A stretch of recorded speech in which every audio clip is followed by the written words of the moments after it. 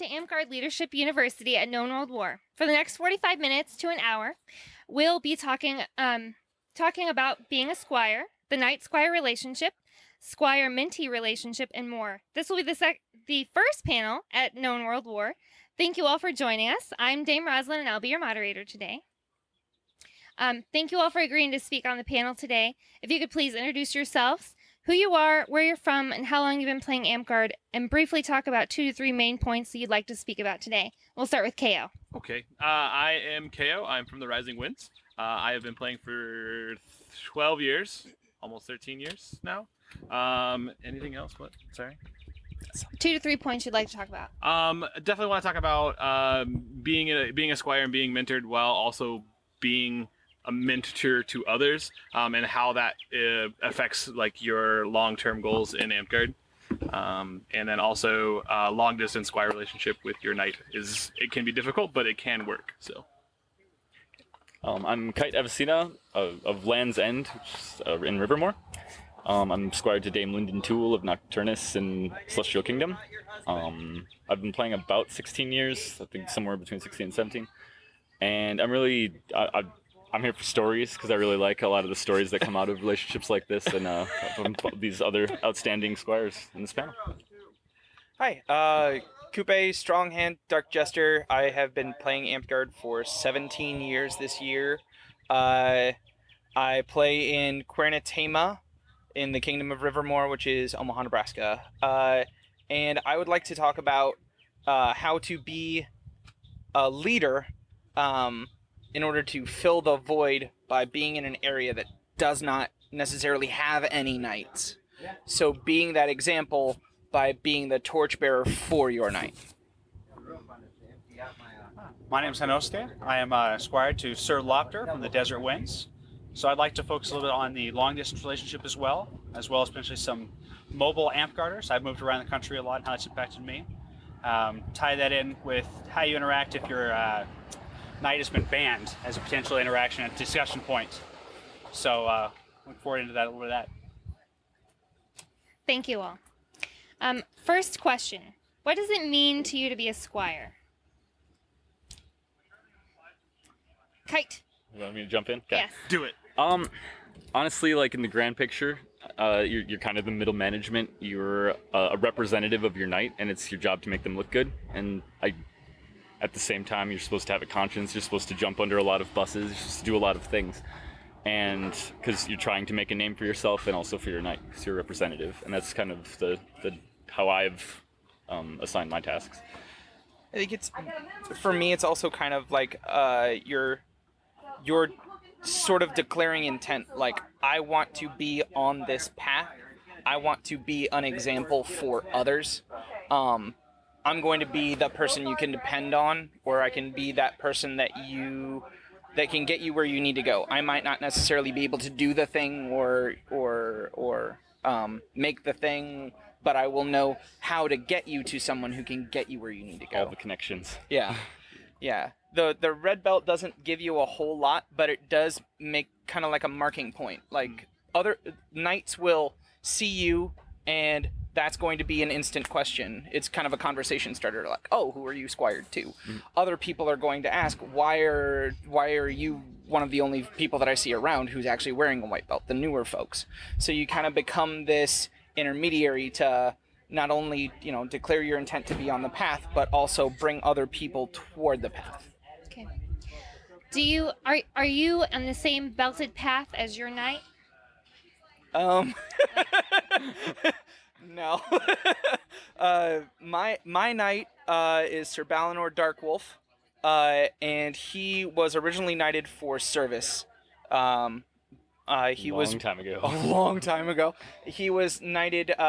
He ran the original Spring War when it was originally called the Potato War in, I think, like the 80s. Was it 89? Something like that. It was a long time ago. And then much later, he became a Knight of the Sword. I am much more about making things and talking to people than he is ever. I don't think he's entered anything in Arts and Sciences for like 15 years. So you don't think it's important to be on the same? It's not obligatory to be on the same path as your knight. Oh no, No, it's much more about attitude. It's Yeah. about presence. It's about the relationship that you have with them. I see him as a positive role model in general, not necessarily a positive role model just for the one thing that he was knighted for. Right. I mean, I think we all. I know I agree with that. Like for sure, like not necessarily being on the same path doesn't really particularly matter. I think at the end of the day, we are saying, oh hey, we see knighthood as what most people want to see knighthood as. Like we want to be set apart. We want to do the right things and be the right people and do the things that can make Amtgard a better place and a better game in general. And I think that doesn't necessarily have to be associated with a direct path that maybe your knight did. I think it's just like, oh hey, I really like this guy or gal, and like I really appreciate what they're doing and how they act, and I want to kind of emulate that, whether or not it be in the same path or not. Right. If it comes back, I mean, what's the difference between a master and a knight? Yeah. Right. It's that character and that perspective. Your masterhood path could be anything you're choosing, you're going after, whether it's fighting, whether it's arts, etc. Your knight, you're partnering with for that relationship you're going to get with them. That's those knightly characters and the representation that they have, as well as the example that you're going to learn from. So you can go to anyone to learn master skills, right? But you go to your knight to learn those personal aspects that you can't learn from just a skill or a trade. That's really good, yeah. How to foster the game, how to lead the game, how to direct it in a way that benefits everybody. Yeah. I like my fit because I'm really not focused on any one path, and my knight's flame, crown, and serpent, so it works out really well. Lucky. And she's a thug. Oh yeah, true. Don't deny it. So let's talk about your expectations from your knight. Does your knight set goals for you? Do you like to have like a goal setting person, or are you more freeform, do my own thing kind of person? Let's talk about that. I know early in my in having my belt with Wildcat and all that stuff, I know there was a lot talking about let's kind of do this and do this, and then as I've neared closer to the latter end of the award spectrum, it's been a lot more do what you're continuing to do. This seems to be where you do well at, and so keep doing that. Rather than a constant okay, you want to do service, so let's work on this, this, and this. Now they might facilitate that with some of the connections that they have, but I think now more or less, I don't have oh, he doesn't give me a goal, he doesn't tell me to do something. It's more along the lines of oh, I'm doing this, and he's like, all right, doing a great job, keep doing that. So Linden's pretty hands-off, which is pretty nice. There has been a couple oh dear moments. When first she squired me, she had me make her a tunic, and it was not very good. I was self-taught at the time, and she's like, oh dear. And she had me come down there and go to a spring war, and we went through some better methods. And I had this cool dream where she told me, now you're going to make 100 of them and give them to random people. And I have, and almost 200 now, but so Linden in my head tells me to do a lot of things so that actual Linden doesn't have to, but it works out really well. She's a very good conscience a lot of the time. And I feel that's kind of the general thing.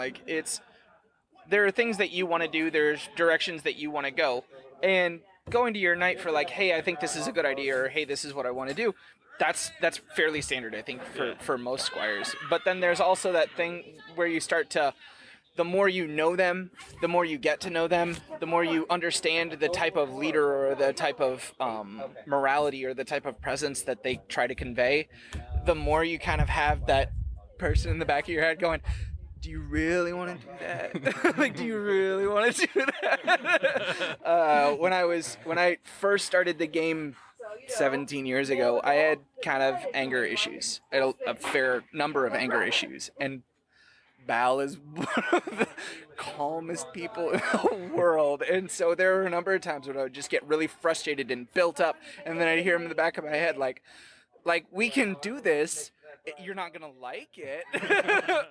Actually sounded Okay. like it. It comes down, as we mentioned earlier, living far apart from your knight. Yeah, That tempers the relationship you expect and what you expect from them. that's fair. So for me specifically, it's a lot of, hey, I want to do this thing, or I did this thing. Should I really have done this thing? It's probably a little more often sometimes, fortunately. And the nice thing is for my knight, because of our personalities mix fairly well, he's loud, he's obnoxious, he's a little pushy, but so am I. So we fit together well. So when I do something loud and obnoxious, he's like, hey, should I really have? It's like, nah, you probably should. Okay. But it's that sounding board and the ability to go out to someone you respect and have the capability to go, hey, did I? Yeah, no, that was the right thing to do. Or, hey, should I have? And no, you should. Sometimes that's what you really need as your guiding star. Is like, hey, that This thing has already happened, but now do you need to apologize for it? Yep. That's about right. A couple of things that a lot of people hit on in that were having like crucial conversations with your knights about times that maybe you made a mistake or times when you could have done better. So do you guys think that those crucial conversations are part of the role of your knight? Absolutely. And Honestly, like I think that's the role of everybody in Amtgard, Sure. Especially other squires. If I see Kite having just an absolute like this has never actually okay, if I see Kite having an absolute like fit or moment about something, and I feel like he's about to do something that he wouldn't normally want to do, I feel like it's an obligation, like as an Amtgarder in general, to be like, hey man, this is what I'm seeing. Is this really where you want to go? Is this what you want to do? If it is, but having that conversation. It's the bright red target. Yeah. Like, your knight's not here. I'm a knight. Do you really want to act that way right now? Oh, I'm sorry. And it's amazing how many people tell Linden about things. Like, I would get report cards before I got home from an event that tell me how I did. Like, I hit a deer and she called me before I stopped my car. Like, she's on the ball and she knows. So it's always nice to have that. Yeah, that's fair.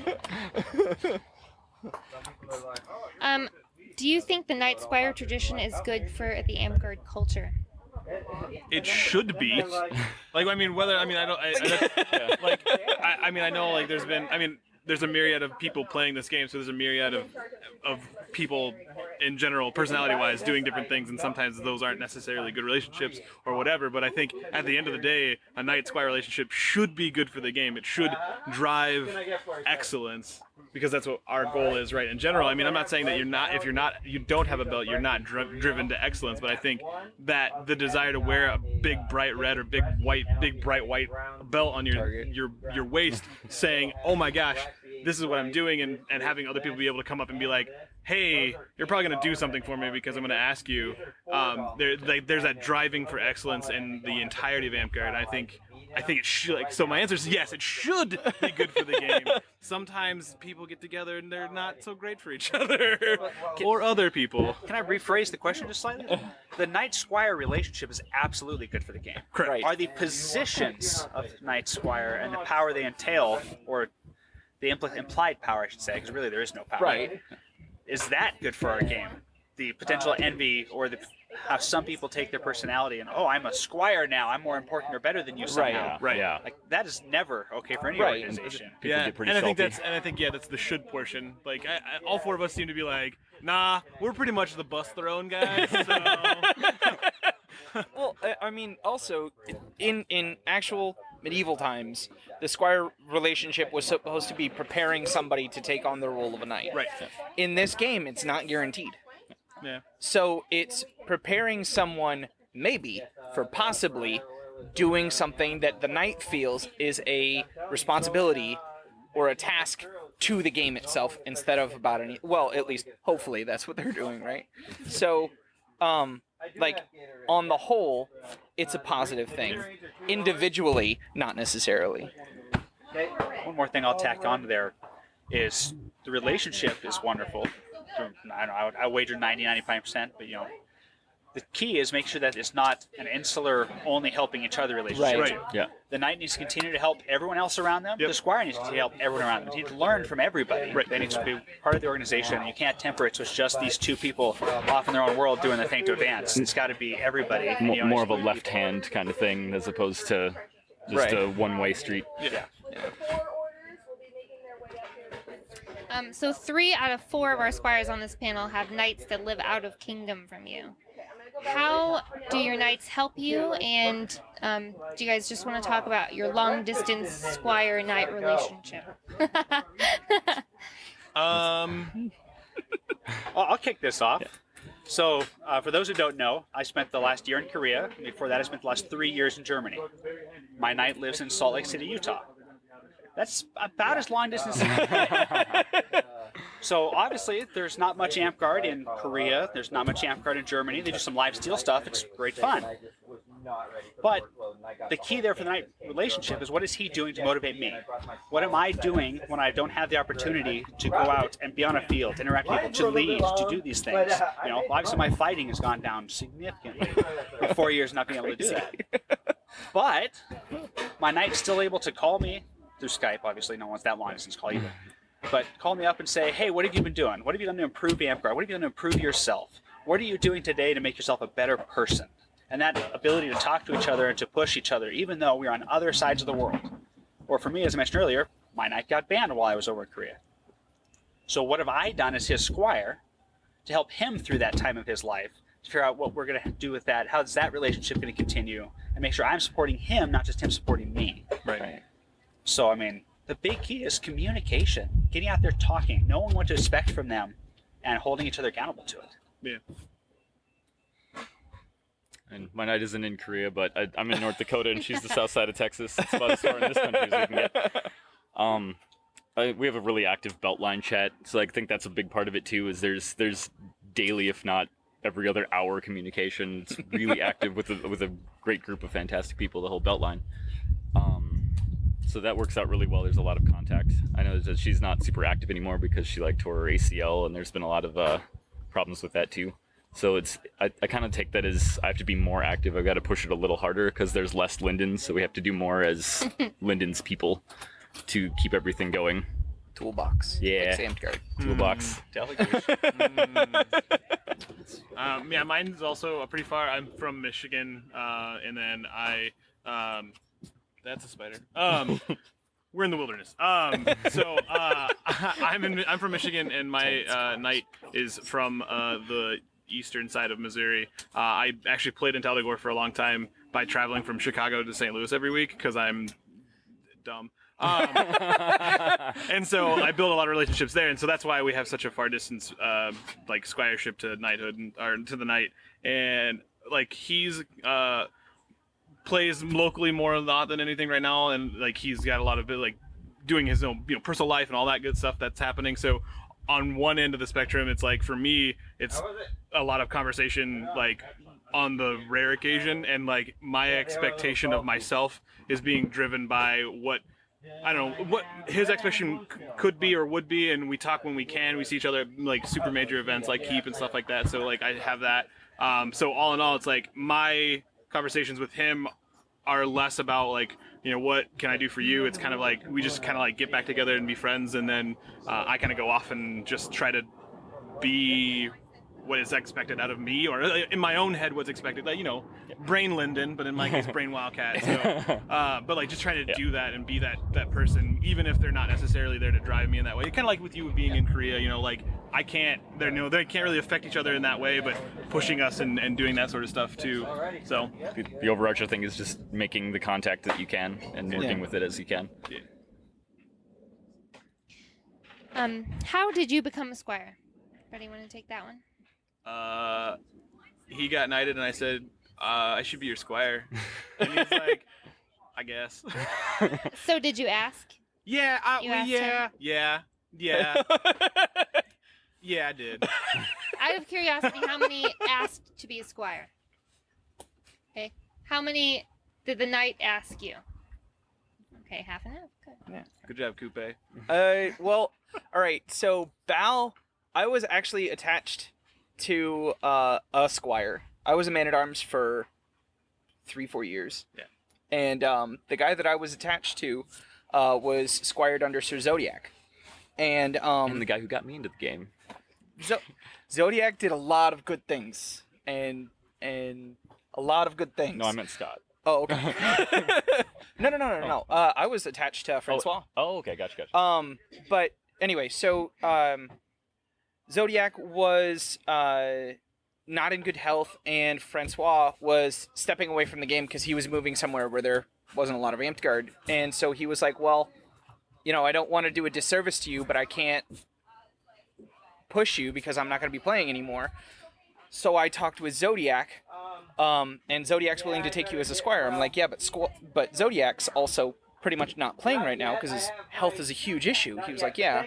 And I had known Balinor, I respected Balinor, and I really wanted a direction and someone who was active and active with me. Like, Zodiac and I had conversations, but we didn't have a whole lot of interaction as far as what I should do or where I should go. Balinor was happy to teach me how to fight, happy to tell me, like, which events need help, or stuff that I was like, I'm not sure whether or not I can make this, and he would be like, no, you should make one for me, and so you could test it. Like, okay, because, you're 20 years old and you've got more money than sense, so yeah, let's make things. And so I wanted somebody that it's 11:30 at night and it's the night before an event and I'm not sure whether or not I should just finish the thing or if it's good. And I actually lived with him and his wife over a summer, so it was kind of a no-brainer for me. Like, this is the guy that I want to be, that I want to be squired to. Because I had actually been asked to be squired under a number of people because I was a man-at-arms and I was doing things. And people were like, no, you need to be squired. You should come and be my squire. And I'm like, no, I'm in a belt line. And until I'm not in a belt line, I'm not going to be taking another belt. That's kind of the whole thing. Like, I've taken your belt. You've given me a belt. We have a relationship now. I'm not going to go be like, all right, sweet. Hey, squire, right? Yeah. Tired of being this man-at-arms thing. No, that's... The bidding starts at 1 red bell? Yeah, that's not gonna... I didn't want to be that person. And so I wanted to stick with the squire that I was attached to, and then when that wasn't there anymore, I was like, well, where do I actually want to be? And there was pretty much one answer that I had. So how long did you know your knights before you asked to be a squire? 5 years, 4 years, 5 or 6 for me. Yeah. It was. I think in our. I'm the same way. Like, it was like I'm friends with real life Wildcat by a lot. I talked to him all the time before that, and we were really, really good friends. I trusted him with a lot of personal stuff and all that good stuff. And then like that relationship, and then he got knighted, and then I think it was just kind of a half conversation of like, I would totally take a squire belt from you because I love you, and he was like, all right. I was like, is that how that works? Did this just happen? So yeah, that's I don't know. I don't know how long you guys knew. Like, I didn't actually. I was living in Wyoming for a big chunk of time, and so I became really active on the internet because there wasn't any parks in Gillette. The internet. I fought random people in the park and little kids and stuff once in a while, but there wasn't anything that I could get started off the ground. So I was really active on like eSam and Amtwiki and stuff back then, and I was editing a lot of Amtwiki and trying to keep everything up to date. And so Linden like tracked me down, and she's like, what's your story? Like, what's going on? I'm like, oh yeah, I was back in North Dakota at the time. I'm like, oh yeah, I got a freehold out here, like travel a lot, do all my stuff, here's blah blah blah blah blah, and got the whole story, and it was like, I should make you a belt. I'm like, I was total derping, like, oh, that's cool, like, here's my address, you can just send me a belt, I guess I'd wear it. And she's like, really, I don't know how the actual conversation went, but it was more like, actually, you should make a belt and be my man-at-arms. And so it was more along that line. And then when she got Serpent Knighted, I was upgraded a couple years later, 2 years later. And then she got Alone Two Trees to make me a really fancy belt, so that worked out really nice. I had a really terrible belt before that because I had no idea what I was doing. I remember. I had silver Sharpie marker on it. You tried so hard. Everyone knows that eSam was actually a dating site for knights, right? Yeah, absolutely. Oh, nice. Right. So, that's how I got my knight. Perfect. Yeah. Right? Yeah. No? I'm not gonna lie, that was like 2 or 3 of the people who were like, hey, you should really be a squire instead of a man-at-arms. I'm like, I don't know you from anywhere but the internet. What the? Internet's a thing, it's fine. Now it's I'm an eHarmony. internet troll. Yeah, no, yeah. Straight up. Yeah. eHarmony for Amtgard, eSam. That should be its Lachlan new and tagline. Randall. Patrolling Randall. Sam. Yeah, no, that's fair. That's how we met. That's fair. How long did you know Lofter before he asked you? In person, only about 2 years. But on ESAM. But on ESAM for 5 or 6. Yeah. Because, well, as you may be aware, I'm wearing a House Big Slough tunic. You don't hear much about us anymore. I'm sorry. I'm in that. So when Martin started House Big Slough, we were the kind of initial crew that came rolling through, and some of the shenanigans we pulled are probably not appropriate representation of things people should be doing. Which is totally Lofter. Fair enough. But the biggest part was we talk more crap about what we actually did than what we do. Yeah. We'd steal kegs from people's camps that were never in the camp to begin with. But we tell everyone we did. We tell all these stories, and like that's how we got to know each other. Was coming up with just stupid shenanigans to have fun. Great. And something I'd like to point out is I paged him before he squired me. Ah, I that is just want to make sure that's known. on record.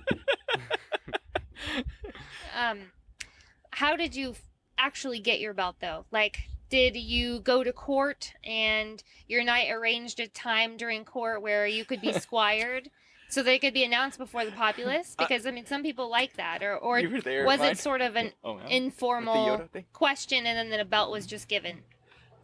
And did you get a buffet?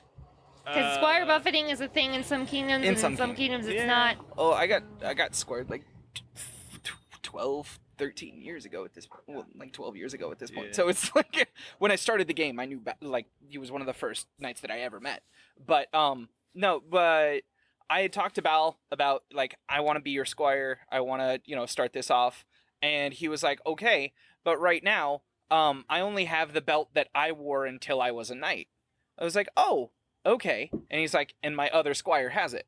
So you need to make him a belt so that you can have a belt. I was like, all right, well, that's fair. And at the time, the guy that was squired to him had a Rokugani persona, and so they couldn't wear leather, so I had to weave. I hand wove a cotton belt. I had some SEA friends. I was living in South Dakota and had nothing but free time, and so in a week and a half, I wove a belt and dyed it red and tamped the ends and made the whole thing very nice and presented it. But while I was at the while I was out shopping for the materials to make it, one of my friends who's now my knight in the SCA, he wasn't a knight at the time, but he was helping me shop for it. He was like, "Hey, I found this and you should totally make it out of this." And it was, that sequin trim, the stretchy sequin trim, right? So we got like 2 yards of it and a ring, and we stapled it. And so we got up in front of court, and I was like, I need to give you the squire's belt that I made you so that I can also become a squire in the same line. And everybody's like, oh, and then I unrolled the sequin belt. The whole room, yeah. So that was how I got squired.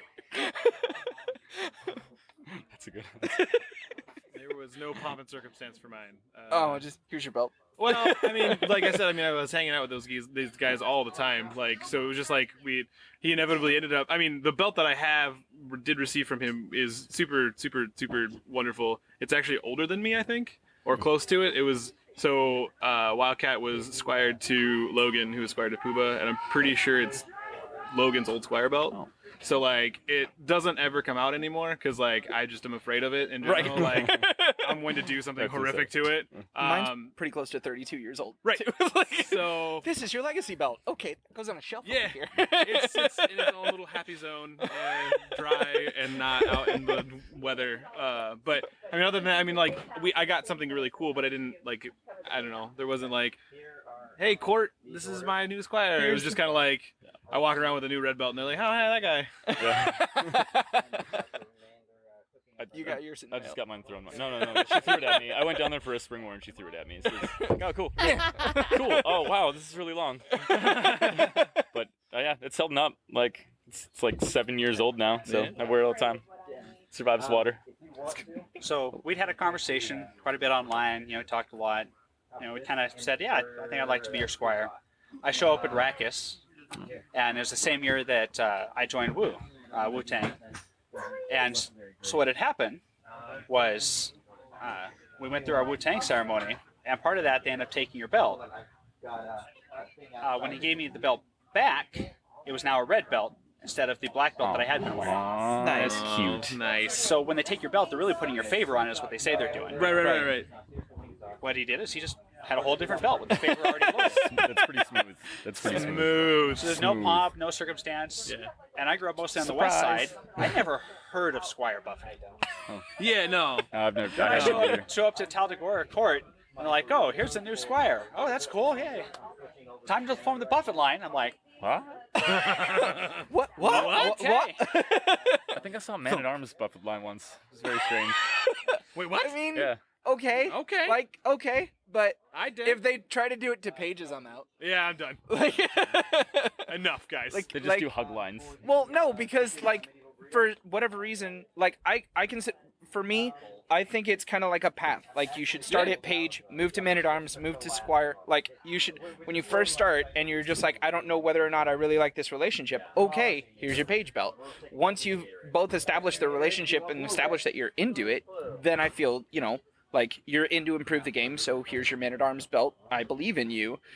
But a lot of people I know go, oh, it's a page. They should, well, actually specifically my knight, you should not be a page if you are over the age of 12, I think is his.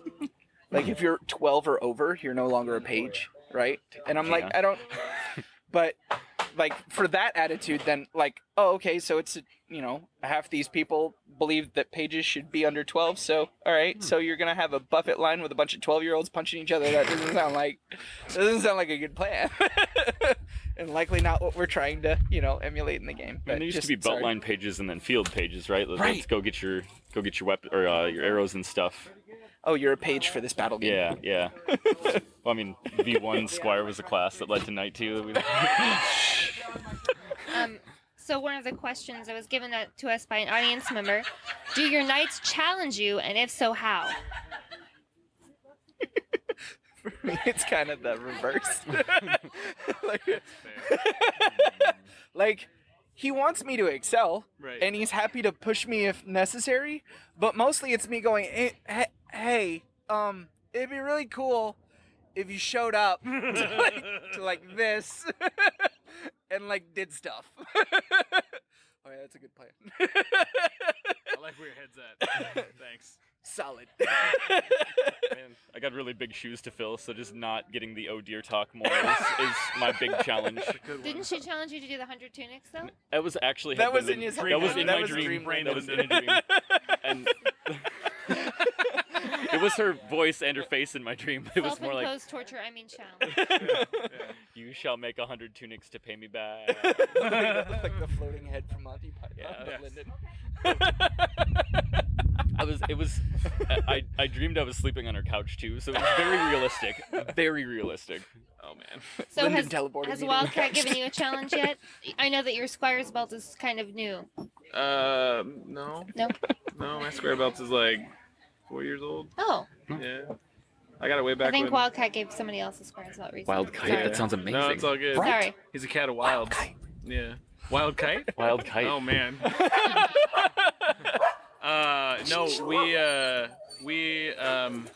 no, yeah, I got my belt like right after he got knighted in 2009. So Okay. 8 years. 8 years then, yeah. Almost exactly right after that. I think. But no, Me. but as far as being challenged, I think it's a lot of the time, like with my knight right now, like I'm being challenged more by the Rising Winds Knights, like in general, like just trying to, like I'm done a lot of leadership stuff for them, and like being separated by kingdom is really difficult to like be driven, like not, and especially when the like that my knight doesn't have a lot of like connections or conversations with a lot of the RW knights, just because of like just whatever, not being around for RW stuff or whatever. Yeah. So a lot of the like I get a lot of help from like Watt, like he has kind of like taken me under his wing as far as like a Rising Winds kind of like presence for me to like bounce off of and be kind of associated with. So it's been really nice in that aspect. So like it's, I mean, that's kind of another thing, like you know, there are non-traditional ways of being a knight and squire. Like, it doesn't necessarily have to be this very specific thing of like, oh, this is how this works or this is how this works. Like it should be helpful for you. It should not be a hindrance for you. And Like, something else that I see like in SCA that sometimes gets pushed over is there's a tradition called fosterage, where if you're in one kingdom and your knight is in another kingdom, your knight will contact a knight in the kingdom that you're in to say, I would like you to be my representative and watch my squire to make sure that they're doing what they're supposed to do. And that's kind of a cool thing that's, I don't know, maybe we can kick that off here. Yeah. That sounds Excellent. Because great. that's essentially what Watt We're does. sort of winding down on time here, so briefly, let's talk about underbelts. Does anyone have a man-at-arms page? Yes. What kind of relationship do you have with those people? Seal of Do approval. you challenge them? Definitely seal of Yeah. approval. That they're. I don't have to do anything. They're better Amtgarders than I am most of the time. I feel like that just trickles down. Right? Like, I'm gonna make you a squire. You're doing really great things. Just keep doing that. Yep. I like what you're doing. I'm gonna make you a man at arms. Just keep doing what you're doing. Yep. Well, And I feel like, at least for me though, I see them like making a lot of the mistakes that I made when I was, instead of challenging, it's more like, hey, I'm gonna eat this bullet and tell you a story where you're gonna lose some respect for me, but hopefully you learn something from it. Yeah, I think. Also, enter more ANS. Yeah, I think. For me, like my underbelt and stuff like that, my goal is to foster the same relationship that I had with my knight, right? Like to be able to like drag them along, kicking and screaming, probably, to do better and better and better and be better Amtgarders and people and humans, like, because I feel like that's what our belts are for, right? Like to come together and do better things for the game, not for the game, to get knighted, to not whatever. That's not my thing. Like, my belt, like, that I give is like, dude, I really like you, really appreciate what you're doing. Like, I want to help foster that. And if you want to accept me as that, like, great. Like, I'm not like, oh, I'm the coolest man. I mean, I am, but tie them down so they don't go anywhere. yes. Yeah, well, I mean, sorry, I was going to fly there. But no, the trick there is, as we mentioned, every relationship's personal. Yeah. Right? One of the aspects of being a knight instead of a master, in my opinion, is teaching. Yeah. Right. And how do you learn to teach? You know, magically just, oh, hey, I'm gonna teach you how to tape down paper today. Someone had to teach you. Yeah. You learn from that, and then Right. in order to become a teacher, you have to practice. You have Right. to have people that you're mentoring, that you're teaching, that you've got that relationship for, that you're going to bring along and learn some lessons, because where do you learn best? When you're trying to teach someone else. Right. Yep. When you're trying to 100%. explain, like, how do I throw this shot? Well, you just throw a shot, right? What's the mechanics? What's the avenues? What's the angles? Like, when you stop to think about something enough to have to When teach to it do to it, someone yep. else, When to that's do when it, you why really to do start it, to yeah. understand it. Yep. So my knight specifically tasks me to go teach people for that exact aspect. And the best way is to develop your own relationships. Obviously, like I said, don't be insular. Teach everybody. But picking up a man-at-arms or a page is one of those aspects to learn the same thing. Because eventually, if you do become a knight, you might want to take a squire. How do you deal with a squire if you haven't learned how to deal with a man-at-arms first? Squires are needy people. Man, already, I tell you what. It's that great middle management part again. Middle management, you're getting orders, you're giving orders, it all works out. So, have you created any challenges for your underbeltlings? Yes. Yes. Every single time that I hear about an arts and sciences competition on the ones that do arts and sciences, I tell them, you know, these are the things that, you know, I know you can do, or I have seen that you have finished. So get off your duff, kind of. But also when they're like, oh, I'm thinking about maybe, like right now I have one who is definitely on the leadership path. She is pushing and she is working her tail off.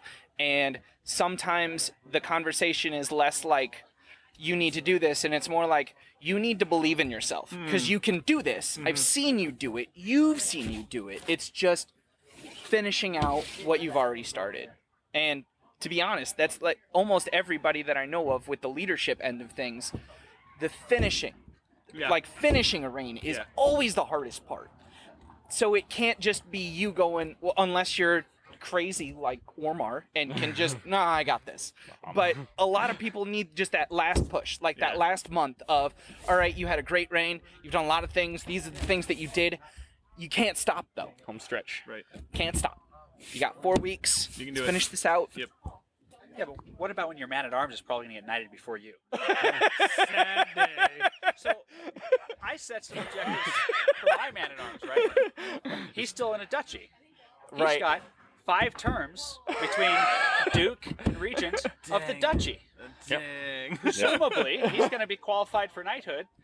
We'll give him another year. We'll see what it takes off to. By meeting my challenge of saying, you need to be in office at least once a year.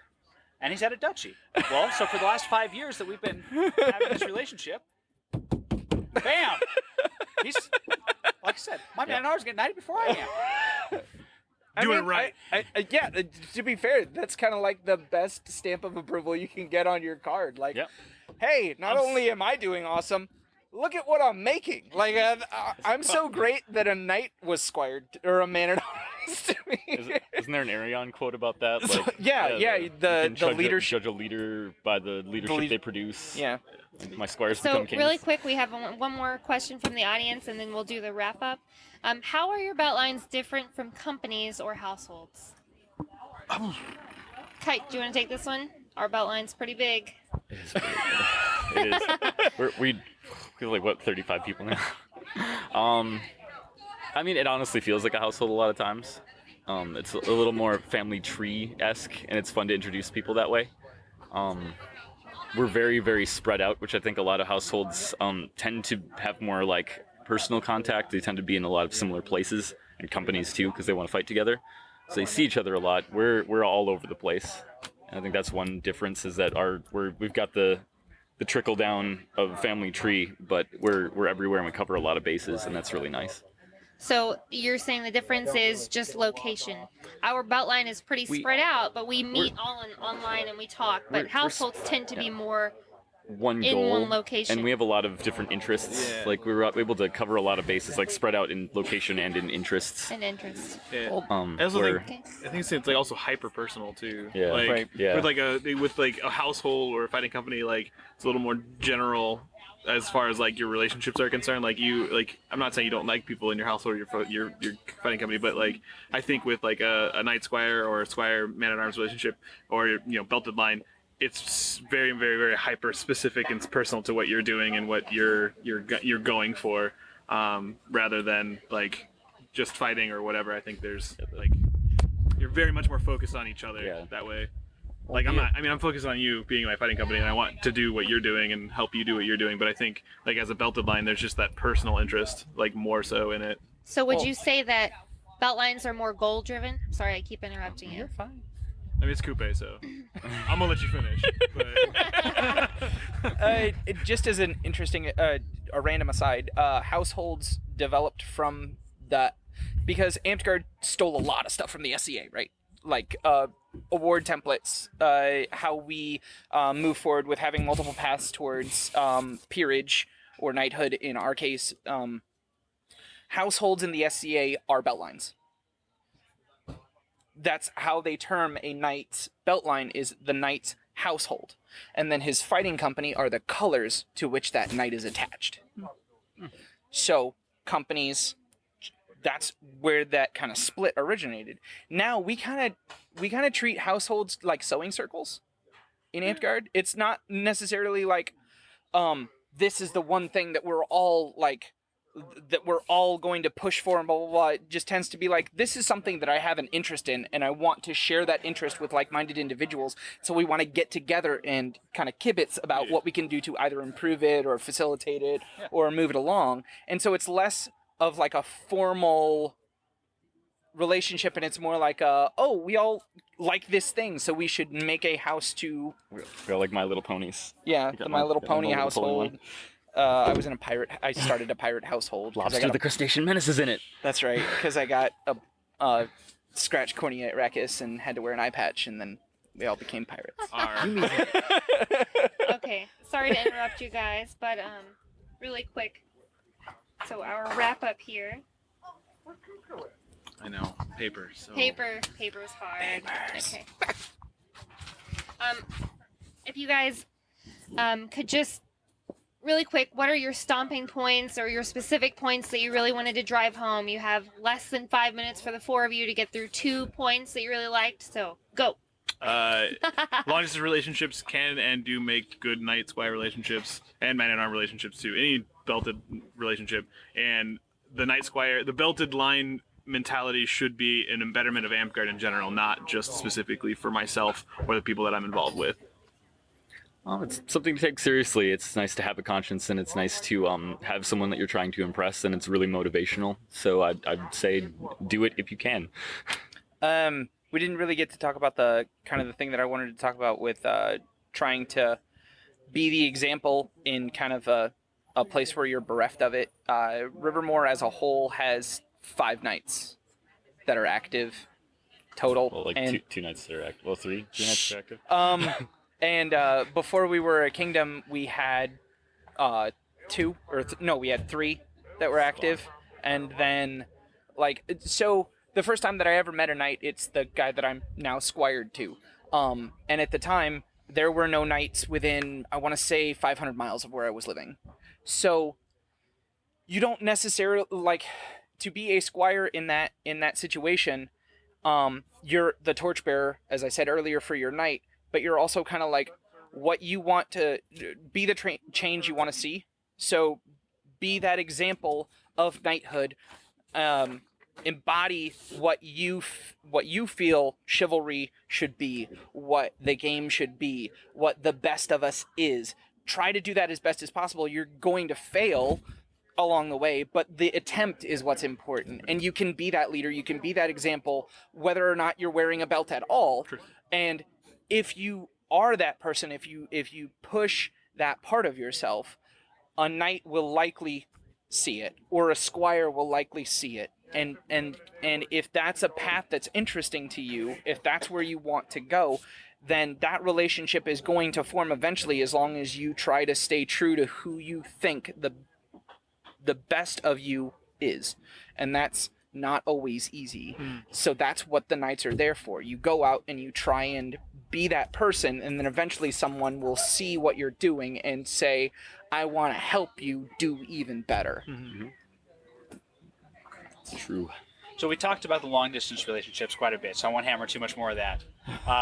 The other side, as I mentioned earlier, my knight was banned. Well, suspended. Sorry, I keep saying banned. So 2 years, he's not allowed to play our game. He wasn't overly active towards the end. He was doing event hopping. He'd come in and help here and there. But then when he got suspended, it was for a conduct violation, basically. The activity that he was partaking in was not acceptable. What he did was inappropriate behavior, and he made someone fearful at an event. That is absolutely unacceptable. He acknowledges it. He has been suspended for it. Now, we can hammer on the fact he's made a mistake, or we can focus on the fact that he's acknowledged it, how we're going to prevent him from doing this in the future, and what type of things we can do to better ourselves and have a better relationship to bring back that lost honor that he's got from that poor choice. And so you don't have to drop your belt because your knight gets suspended. There's a whole different discussion maybe if they're banned or not allowed to play the game. But so I'm still a squire. I still have a knight. He still has a belt. We still have a relationship. He's still my mentor, even though he's made some mistakes. And that's the thing that you've still got to focus on is people are people that make mistakes. Learn from them, grow from them, and support the people around you because you've already had that relationship even though they've made a mistake. Don't disown them. Don't make something that they're probably already feeling horrible about worse. Right. So support them, and you don't lose your belt just because they made a mistake. You're still friends. Keep going. Well, thank you all for participating in the panel today. Really appreciate it.